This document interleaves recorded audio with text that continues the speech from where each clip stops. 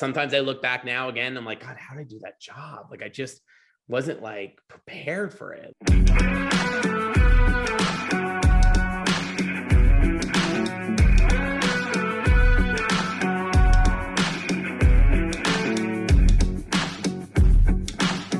I actually worked with you on probably your first job, but step back a little bit and tell me, how did you get into TV? Did you go to school? I did not study TV in school. I wanted to be a lawyer. I watched TV. It was sort of like my escape as a kid. I think also being like a young gay kid. I loved the Brady Bunch. I thought 8 is Enough. Those were my friends. Like, I really thought they were my friends and they were safe. So after college, I was initially got into the mailroom at William Morris to work my way up to be an agent. And then I just, for some reason, thought like, I don't really want to be an agent. I knew I wanted to get into the page program. And so I would, on Fridays, I would walk down 57th Street to CBS studio. I'd go in and I would give the receptionist my resume and ask her to give it to the page program. And I did that probably for 6 months, every Friday.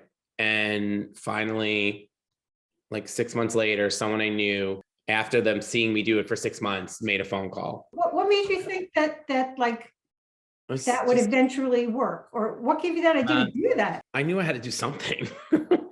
And I knew that I didn't know anybody in television. I knew that there was one famous person that my sister knew, but who didn't work in television, who worked in film. And I just thought, I don't know anybody. I'm not from a family of entertainment, so I got to do something. And so I just did it. I think that's just kind of my way. I knew no one was calling me. It wasn't going to just knock the door for me. I had to knock on the door, and I just did it. I was a page with like Sandra Lender, whose family owns Lender's Bagels. I was like, well, we ate Lender's Bagels. Like, we didn't own it. I did that, and I sat people at Letterman at the Ed Sullivan Theater, and then I would go to the Gap and fold clothes after. So I made a deal with the Gap. Could I come over at 7 and fold clothes 7 to 11 because I didn't have money. And the interesting thing about that is when I ended up being the executive producer of the show, that receptionist is still there. And she remembered me. Wow. I know. So I went in and I was like, remember me? She's like, I sure do. And then she was the receptionist. And she's like, I remember you coming here every week. And then I just kept doing the next thing. I don't know. I just was like, I got to keep working. I lived in like the West Village with 2 other pages. I just waited for my first job, which was at NewsTalk Television with you.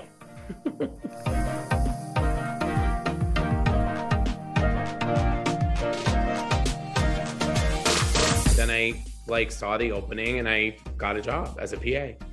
We worked together. I thought you were really smart, really nice. I had a real feeling that you were going to go places. The thing about NewsTalk that had like 6 people working there, we did everything. And so it was like, I was a PA and then I was your associate producer and then I was a producer. And then it was like, I was running the morning show.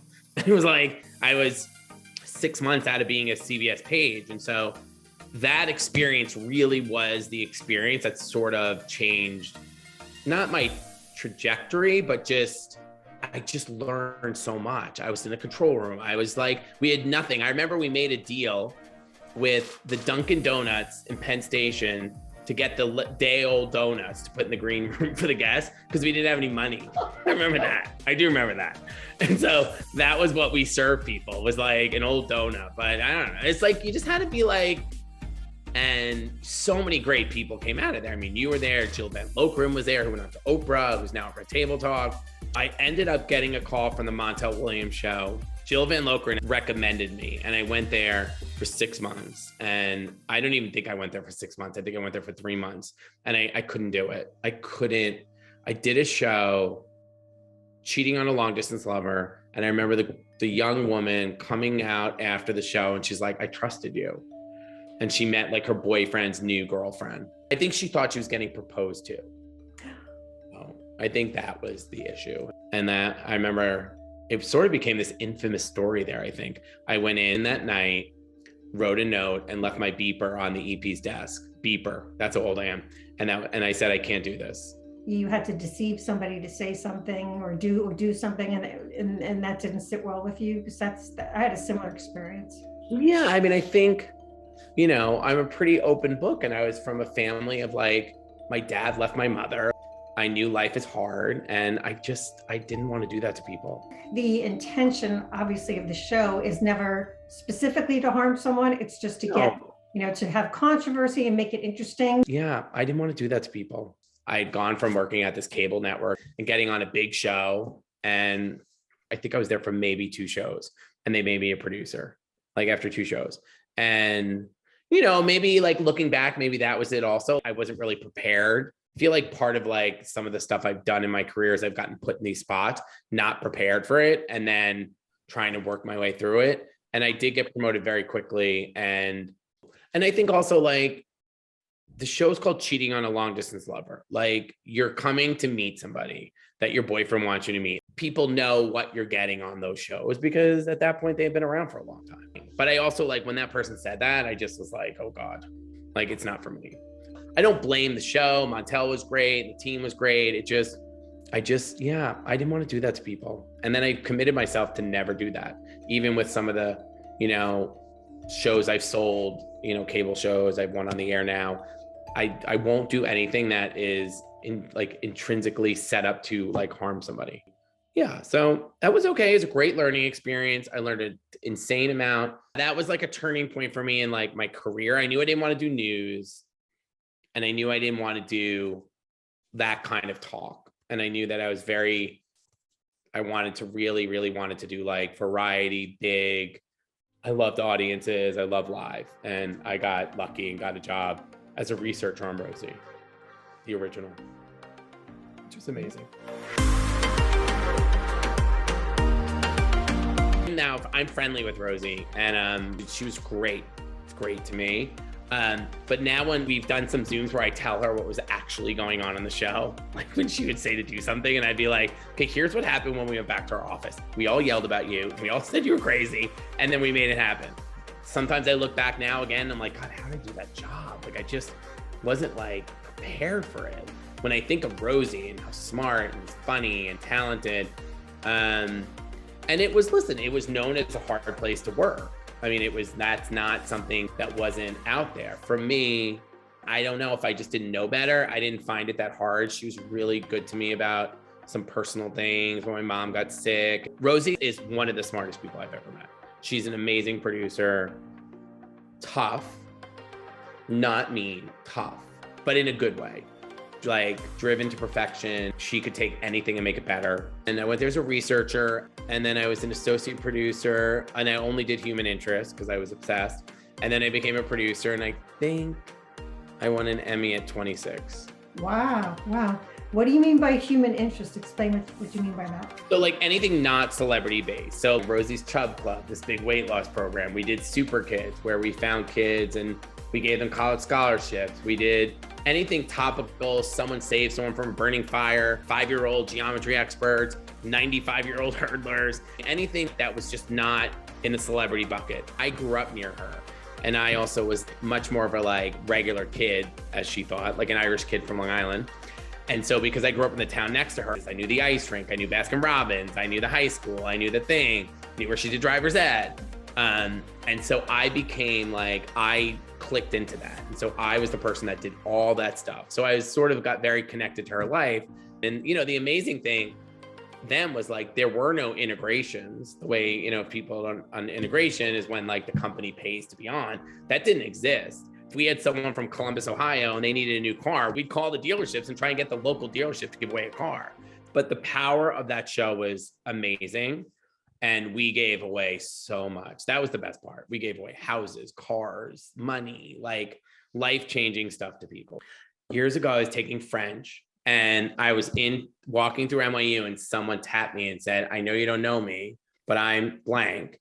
And I was on Rosie, and I'm going to NYU for free. And you're like, that's amazing. It was a gigantic show.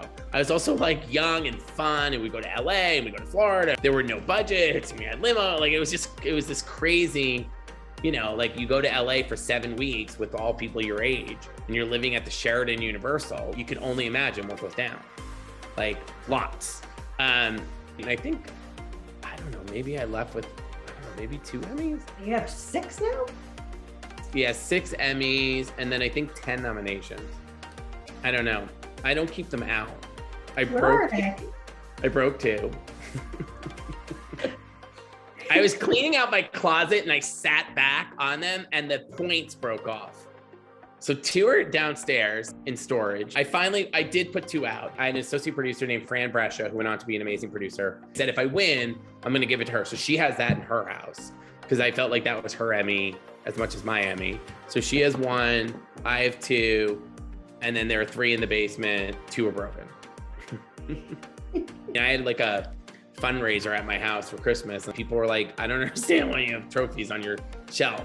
And I'm like, well, they're Emmys. They don't. So I like that. I never wanted that to be a defining moment for me. But certainly grateful. I moved to LA and I worked on a show. It was a completely different thing. I worked on a show called ElimiDate, which was this amazing show. People got set up with like 4 people and then got rid of them along the way. I'd never worked in the field. I wanted to kind of get a new skill. So, because when I worked on Rosie, it was such a big show that you wanted to do a piece about someone in the field. Someone went and did it, they edited it, they gave it back, and you were the studio producer. So you were the one writing the notes, managing the host. So I went and worked on that show in LA. It was so much fun. Oh my God, it was so much fun. We traveled. It was the craziest group of people. Nobody thought they were gonna find love. Everybody was just like a jackass on the show, behind the camera. And it was just really fun.